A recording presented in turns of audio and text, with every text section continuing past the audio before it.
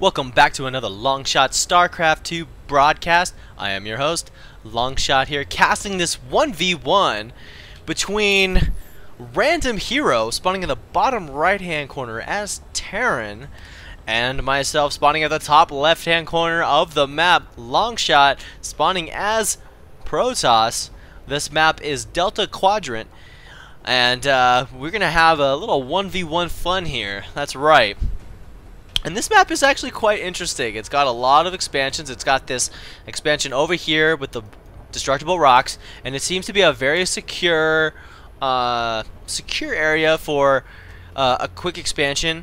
But the only problem is this high ground right here.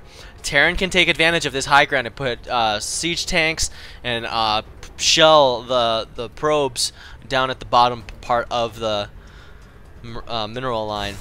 So I'm going to be putting down my pylon. Going to be doing some early scouting on, but RandomHero is actually going to be getting down his supply depot first before anything else. So pretty standard play.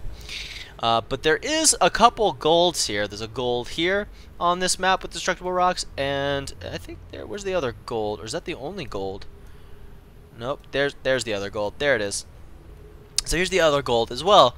Now these golds are very high risk areas because, as you can see, you have to go up this ramp and then up and around this area. Now the one thing about it is that it has a large area for an attack, whereas this expansion is very close by. You can get your units in and out fairly quickly, and it has a small, kind of a narrow choke, kind of a small choke in comparison to having, you know, units kind of come in this way. But you know, we have RandomHero putting down his two barracks. So you know, I've seen this build before, so don't know whether he's going to be going either early aggression from Terran, or is he going to be going a more macro style play from RandomHero. Is he going to be putting down his looks like he is. Is he going to be putting down his command center? No, I guess not.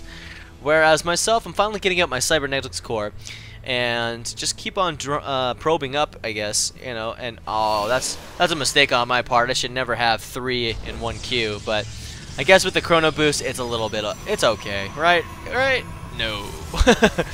So, you know, RandomHero's got some really good scouts. He's scouting everywhere. He's definitely wanting to see where the base is. But unfortunately, I didn't decide to go get the first Zealot first, because I thought, you know what, it's Terran. You know, I'm sure he's not going to do too much aggressive play, but definitely going to give it my first stalker out. So going to be also getting that warp gate technology. But as this probe actually gets a full scout in my base, it's definitely going to be difficult if this SCV actually stays in my base. So luckily I've got this stalker here, and that SCV goes down in a blaze of glory. Oh, falling off the wall. There goes his head. Anyways, finally putting down another gateway and then getting my expo. So I'm going to be going more of the 3-gate expo. So whereas RandomHero is going to be getting 2 racks, 3 racks, do I see a 4? Yeah, it's going to be a 4 racks play, folks. So he's also going to be getting his tech lab out to get some early upgrades, and he's also already has his his orbital command up and running. But I don't know. I mean, does he have enough? That looks a little thin in my opinion. That's right. I thought I was right. So RandomHero only has 17 harvesters, and I have 19. So far I'm a little bit ahead in harvester count. Yet again, though, those mules can really skew the difference. They can really bring in a lot of minerals fairly quickly for the Terran forces to monopolize on early aggression or getting early upgrades or a lot more units out early on. That's why I'm getting this expansion, because if I don't have a good economy, and I can definitely lose this matchup from RandomHero. RandomHero has actually is he gonna be able to scout this? Does he scout this? I wonder if he does. Nope. I guess he's just gonna be sitting there, because right here is gonna be my base, and that's where his scout is. It's gonna be gosh, I mean, is it gonna see it? Yes, he sees that there's... Oh, he finally sees the expansion, but that SUV is actually giving him quite a lot of information now. That I'm showing that my forces are only 3 zealots, and now it's gonna be 4 stalkers. But you know, Ori's getting that 4th gateway up, or that warp gate. It's gonna assist with giving me more units now in this game. Now that I have got my 2nd expansion up, I am in the lead now, over 10 harvesters ahead of RandomHero. RandomHero is also supply blocked as well. He's just not having a good day at the office of StarCraft. No, he is not.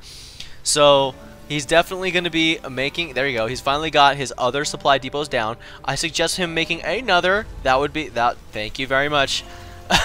So he's definitely also needs to get a 2nd expansion up. I think that's one of his faulties right there, because now he spent so much money on these production facilities, and yet they are not really producing... I mean, they are producing quite a lot of units, but they're not producing to the full capacity. So as you can see right here, there's only 2 units being made out of these 4 production facilities, which is not good for him, because he needs to have these fully operational all the time with as many units as he can. But I think he's feeling a little bit perky, and he wants to actually make a move now on the Protoss forces. So he has the Zolnaga watchtower, so he knows nothing is coming yet. Neither do I, though. So I'm somewhat in the dark here, and now he's got this really large Marine Marauder force gonna be poking at my base. And as you can see, he's actually really got a good concave now, and my forces are not in a good position. He's already kind of got a surround on them. I'm pulling back my stalkers and getting those zealots in front, because I am not able to take out these forces. But the zealots are actually going to be slicing and dicing as much as they can before the marauders take out them. But the stalkers actually get taken out by the marauders. The marauders keep on popping shots at them. They do not have that. Oh, they do. They have stim as well as the concussive shells. But man, I'm trying to get all of these probes out of the line, because all of these probes are going down. Oh, how many probes was that? 5 probes. Wow. Oh, but more stalkers are coming in to attack these marauder forces. But as you can see, with that extra damage on, you know, I think that's a little unfair. But you know what? They have this extra armored boost where if they attack an armored unit, they get 10 more attack points. Wow, they double their damage against those units, which, mind you, is just to me is amazing. But I'm trying to get in these zealots in the line, trying to take out as many of these marauders as I can, but it's not doing as much as I would like to. It's just so difficult, especially with the bonus damage that marauders do to stalkers. Definitely is not a good day to be a stalker. Oh, the stalker goes down, but the zealots are coming in from the back. We got 4 marauders versus 4 zealots. He's definitely going to be... Oh, but 2 marauders go down. He steps into them. He's got to run back. Oh, he's going to be kiting them. Interesting enough. That is pretty impressive, but definitely going to be taking out that zealot while 4 more stalkers get warped in. And these marauders are actually going to be going back home. Are actually going to be going to the watchtower. And they see these forces coming in, and now these zealots finally are going to be taking their revenge from their fellow members of the Protoss forces. But man, what a crazy matchup this is, because put on that crazy early aggression, but as you can see right now, the food count is just tremendously different. RandomHero only has 30,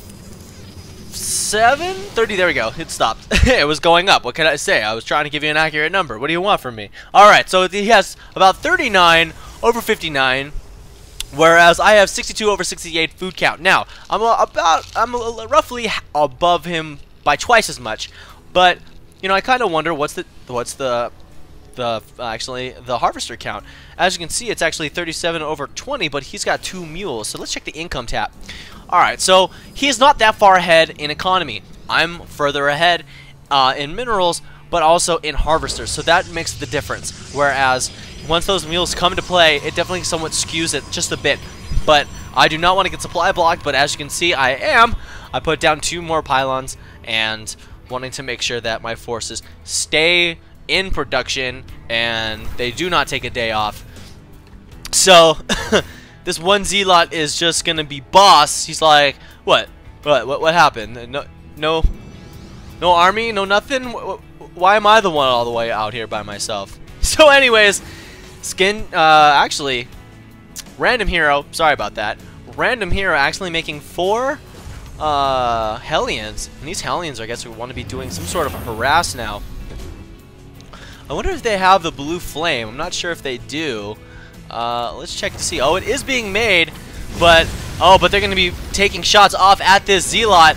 Is this Zealot going to be going down? He's running for his life, but they're just taking shots at him, and he burns up in a ball of flame from these Hellions. Oh my gosh, sad day.